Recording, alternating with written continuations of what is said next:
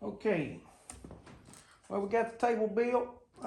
Built it yesterday, let this glue dry all night long, and so now I'm gonna putty some of these cracks and these bug holes, you know, the bigger ones. And then come back and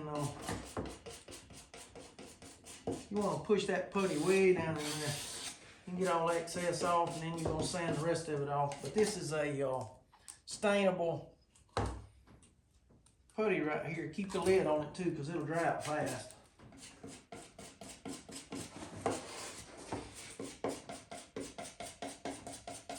And I'm just gonna go over it, and every crack that I see, I'm gonna fill it up with that putty.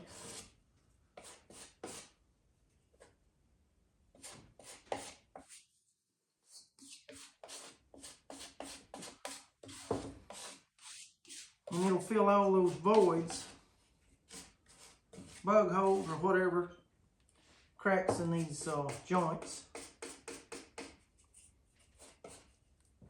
And then afterwards, if we do have some kind of separation in these in these cracks or whatever, you can always go back with a color putty or something like that and fill in what,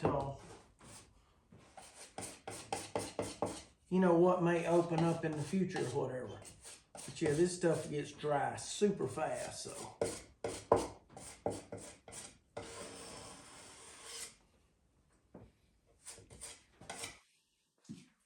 Yeah, I need to move these benches out of the way so I can get in here with it. Some of those smaller bug holes I like to see, but some of the bigger ones, like say that right there, that's gonna be a pretty good size one, so I like to, fill that up. Let's see how that works right there. I tried to stagger the blued wood and then put a natural one between it that didn't blue like the rest of them. I think all of these came out of the same log, but these outside cuts, which is this one and this one, were a little bit more blued than the heart, and this would be the heart of the log. But I think they all came out of the same one. I'm not for sure about that, but they sort of look like it. I've cut so much on that sawmill, it's hard for me to keep up. Hard to keep up. Yeah, see, here's a good one right here. And once I sand over it, what you're doing with that putty knife is you're packing it down in that hole. So, you just don't have a thin coat. It's actually pushing it down in there. It's forcing that putty to go deep down in that crack, and that way it's gonna hold up better, being thicker like that. But you see all those little bitty bug holes, I'm gonna leave those. I like those. And then I'm gonna come back and do the benches.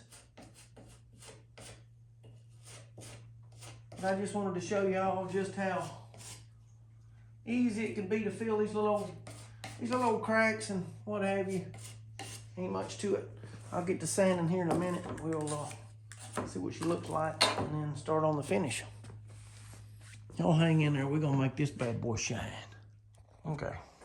I got everything puttied up and ready to sand. Now I'm just gonna wait for a little bit, let all this putty dry real good before you hit it with that sander.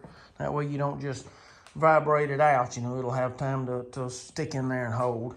Oh, you wanna make sure that you go over those spots, where that putty's that big around a little bitty hole. You wanna make sure you get all of that off, because it won't soak up the stain the same way that the rest of the wood will. So you get all of the, the outside coverage of putty that you got around the screw hole or whatever.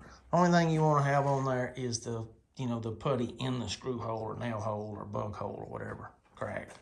You don't want that big fish eye, because you will see it in the stain. Anyhow, let's let this dry just a little bit, and then I'll get in here. We'll sand that stuff off. I'm gonna start out with 120 grit. I'm gonna get it really, really good with that, get everything off, and then I'm gonna probably come back with a 180 and go over and just get it smoothed up before we start on the actual finish. Y'all hang in there. She's gonna look good. Ooh, ain't that thing looking good now? Got her slicker than deer guts on her door knob. Let me tell you, it's smooth. Went over at 120, got all the, putted everything up, all the screw holes, got everything sanded down with that right there, and then run over it with that 180 grit and polished it up pretty good. You could go over it again with 220 or whatever, but I figure with the clear coat that I go over it, I'll, lightly sand between coats, and that'll get anything that I miss, so it should be slick as glass when I get done. So now, finish. Put the finish on it, and it should be done. It's looking really good. Well, I see a place that I missed right there. Yeah, I got a couple of putty spots right there I need to go back over. But won't be much to it. It's gonna look good though. Y'all hang in there. We're gonna make this bad boy shine. So what are you doing, Daddy? Cleaning. Cleaning, don't get on my... I ain't touching it. I ain't touching it.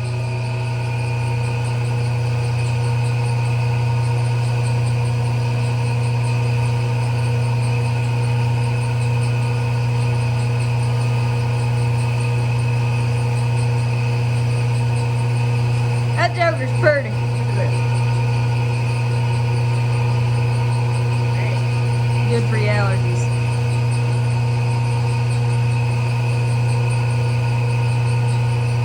Tell you what, just get me...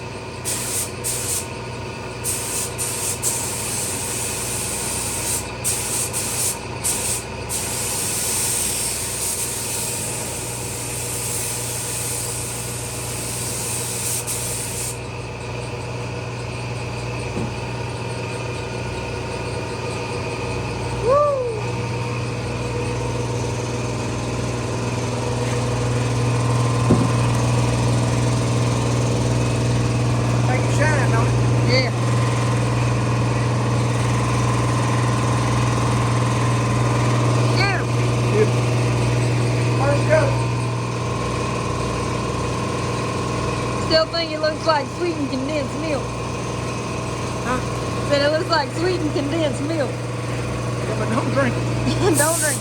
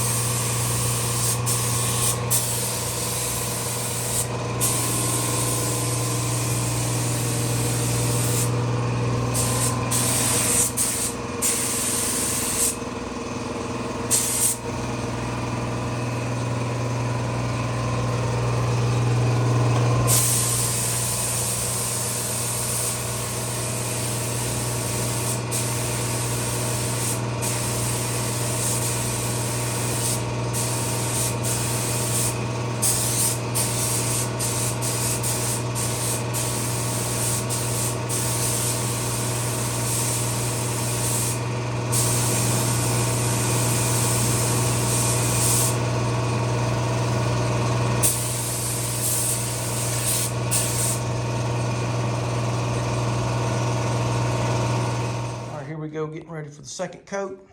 This is polyacrylic by Minwax Satin. Put about probably 3 or 4 coats on this table and the benches right there. Sand between coats with 220. Make sure you wipe it off, blow it off good, wipe it off with a dry rag between coats. You know, after you sand it. And then that way any excess dust that doesn't blow off, you'll catch it with that rag and get it off and keep that slick, you know, that finish slick when it's done. But that first coat will make that grain stand up, and then, of course, I said that 220 will knock that back down, make it slick. The polyacrylic will not yellow like the polyurethanes will, the oil base. That water base does not yellow. So you won't have, in 4 or 5 years, you look down, you know, down the road, you say, man, that stuff is just, you know, this right here will stay crystal clear. And it's easy to patch if something happens, if somebody drags a, you know, small block 350 in there in the house to rebuild it on the table right here, which this one will hold it. You know, you can always go back and touch it up, you know, relatively easy. Benches too, you know, suspenders and everything else, scratching them up, you can polish those up pretty good, but it's a good finish. I've got one in the house that's been there probably 6 years, and it's been through the mill, and it still looks good. So, working pretty good. So let's put the second coat on this bad boy and make it really look good. Y'all hang in there. We're gonna be eating supper on this thing pretty quick. All right, second coat on it. Now it's not gonna dry that glossy. This is a satin finish, so it won't dry that glossy.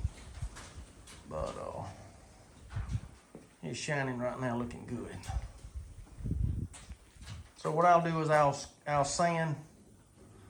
When this coat dries, I'll go back and I'll sand it again, and then I'll put another coat on it. I'll probably put 3, maybe 4 on the top of the table and the benches for sure. But boy, it makes that grain shine, let me tell you. It's looking good, looking good. Look at that boy. Gonna be a fine looking set right here. Fine looking set. Y'all hang in there, we're gonna keep on painting. All right, there it is, folks. She's done. 4 coats on the table, and I sanded between each coat. Now that's a satin finish, and you could go with a high gloss. I like a satin.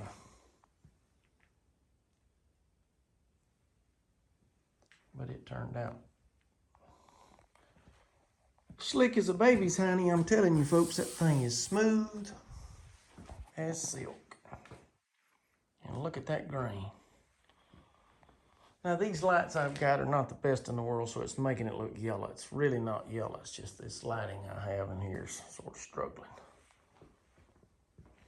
You can see now it's turning back where it doesn't look so yellow.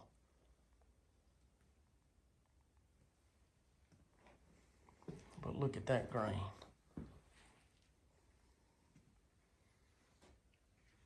Hope y'all enjoyed the video. Appreciate y'all.